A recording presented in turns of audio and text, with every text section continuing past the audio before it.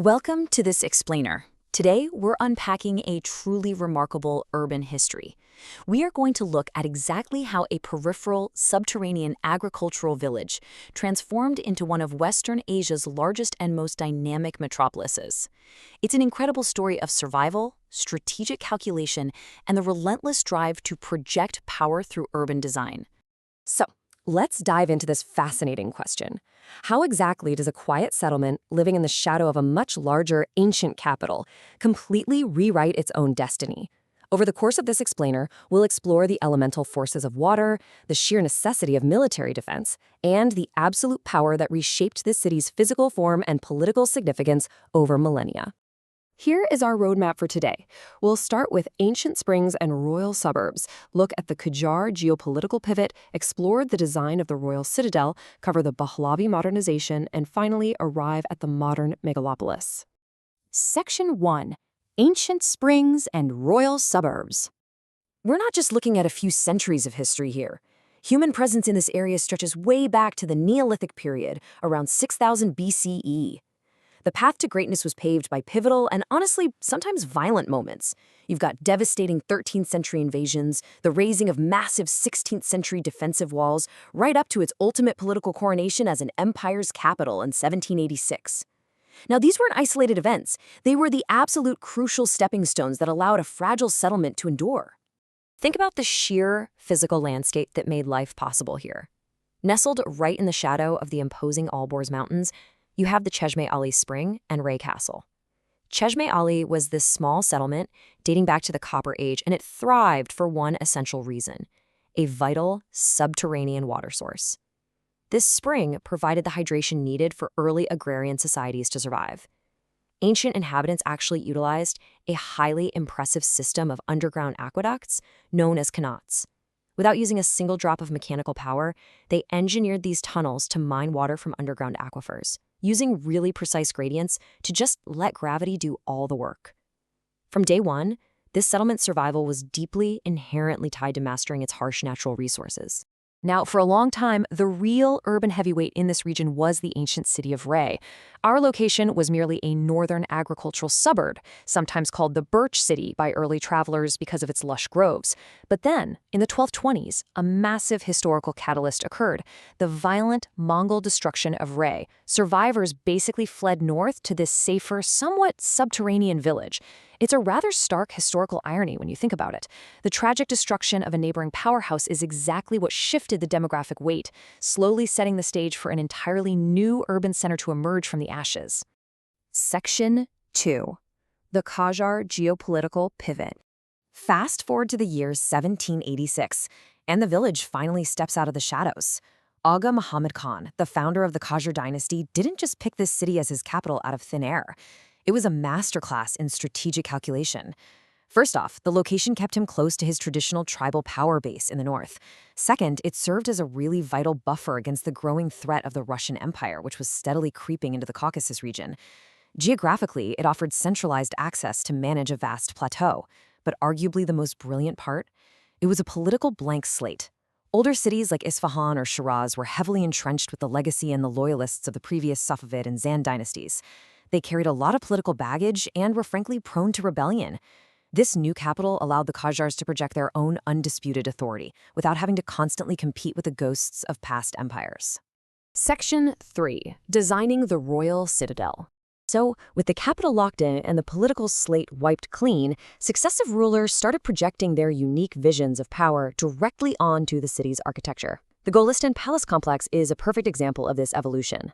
Under Fath Ali Shah, we see incredible traditional Persian magnificence, like the carved marble throne, right alongside brilliant climate engineering, like the Imarat Badgir. That structure used beautifully tiled wind towers to actually channel cooling air over underground pools. It's a masterful adaptation.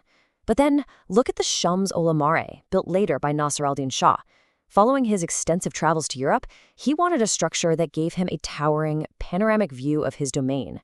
This edifice of the sun represents a striking fusion of Persian architecture and 19th century European design.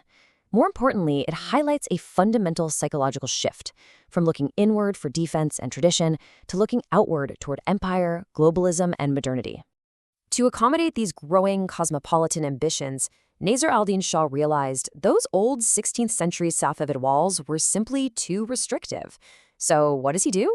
He has them completely torn down. In their place, he commissions a massive, expanded, octagonal defensive perimeter featuring 12 beautifully tiled monumental gates. The city was actively reshaping itself, organizing into distinct districts while still keeping that protective enclosed identity.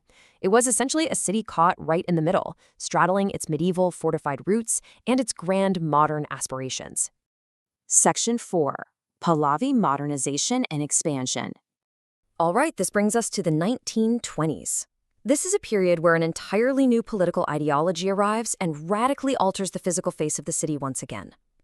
With the rise of the Pahlavi dynasty, the whole approach to urban design shifted dramatically.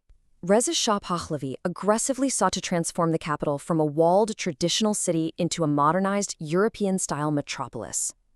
He didn't look at the old walls and narrow streets as heritage to be protected. He viewed them as symbols of backwardness that needed to be eradicated. To him, a modern nation-state required wide boulevards capable of hosting impressive military parades and, crucially, accommodating the sudden rise of the automobile. It's really a stark ideological shift. The Qajar vision was all about enclosure. We're talking citadels, defensive gates, and winding bazaars designed specifically for pedestrian life and intimate defense. But the Pahlavi regime, they wanted an entirely extroverted city. In a highly symbolic and honestly pretty destructive act, the new regime completely demolished those 12 beautiful Qajar gates. They replaced the ancient walls with wide, straight avenues and an open grid system. Tearing down those gates wasn't just a simple urban planning update. It was a deliberate architectural statement, a complete, undeniable break from the past, and a full embrace of unrestrained modern expansion. The absolute crowning achievement of this new vision was the construction of what we now know as Valley Asar Street.